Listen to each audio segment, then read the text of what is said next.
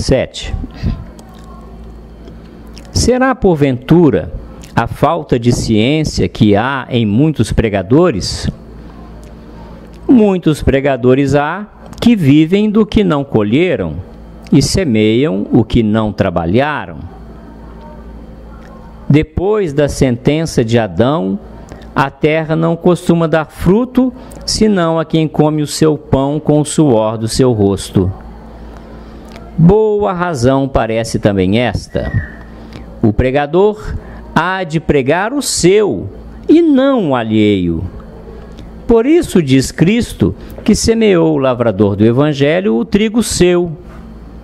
Semeou o seu e não o alheio, porque o alheio e o furtado não é bom para semear, ainda que o fruto seja de ciência. Comeu Eva o pomo da ciência, e queixava-me eu antigamente desta nossa mãe, já que comeu o pomo, por que ele não guardou as pévides? Não seria bem que chegasse a nós a árvore, já que nos chegaram os encargos dela? Pois, por que não o fez assim Eva? Porque o pomo era furtado, e o alheio é bom para comer, mas não é bom para semear. É bom para comer, porque dizem que é saboroso. Não é bom para semear, porque não nasce. Alguém terá experimentado que o alheio lhe nasce em casa, mas esteja certo que se nasce, não há de deitar raízes, e o que não tem raízes não pode dar fruto. Eis aqui porque muitos pregadores não fazem fruto, porque pregam o alheio e não o seu. O pregar é entrar em batalha com os vícios e armas alheias, ainda que sejam as de Aquiles, a ninguém deram vitória. Quando Davi saiu a campo com o gigante, ofereceu-lhe Saul as suas armas, mas ele não as quis aceitar. Com armas alheias ninguém pode vencer, ainda que seja Davi.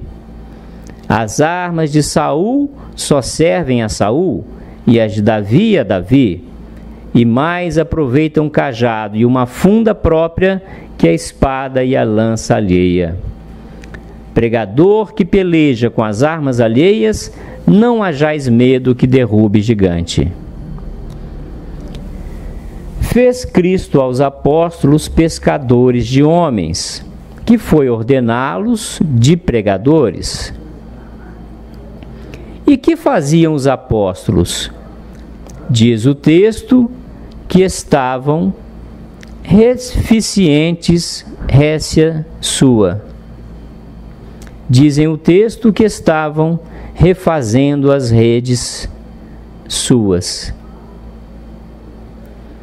Eram as redes dos apóstolos e não eram alheias. Não diz que eram suas porque as compraram, senão que eram suas porque as faziam. Não eram suas porque lhes custaram o seu dinheiro, senão porque lhes custaram o seu trabalho. Desta maneira, eram as redes suas. E porque desta maneira eram suas, por isso eram redes de pescadores que haviam de pescar homens. Com redes alheias ou feitas por mãos alheias, podem-se pescar peixes, homens não se podem pescar. A razão disto é porque nesta pesca de entendimentos, só quem sabe fazer a rede sabe fazer o lanço. Como se faz uma rede? Do fio e do nó se compõe a malha. Quem não enfia nem ata, como há de fazer rede? E quem não sabe enfiar nem sabe atar, como há de pescar homens? A rede tem chumbada que vai ao fundo e tem cortiça que nada em cima da água. A pregação tem umas coisas de mais peso e de mais fundo, e tem outras mais superficiais e mais leves. E governar o leve e o pesado só o sabe fazer quem faz a rede. Na boca de quem não faz a pregação, até chumbo é cortiça. As razões não hão de ser enxertadas, senão ser nascidas. O pregar não é recitar.